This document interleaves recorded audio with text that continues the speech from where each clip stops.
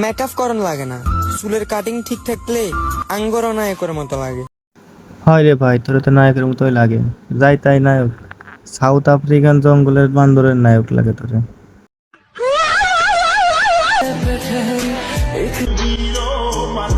জীবনে সফল হতে পারবো কিনা জানি না, তবে আমি পরিশ্রম করে যাব।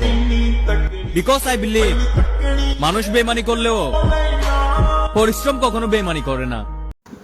হয় রে ভাই, তোর যে চোদনের গাঁড় ফাটা পরিশ্রম, সফলতা খান তুই ভাই গাঁড় ফাটা, পুরো গাঁড় ফাটাই পাবি।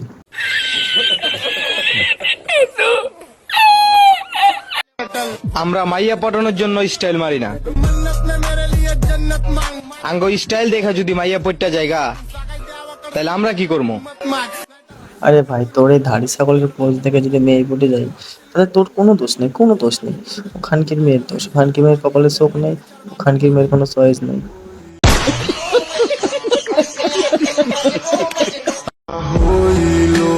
আচ্ছা, তুমি আর আমারে কবে বুঝবা?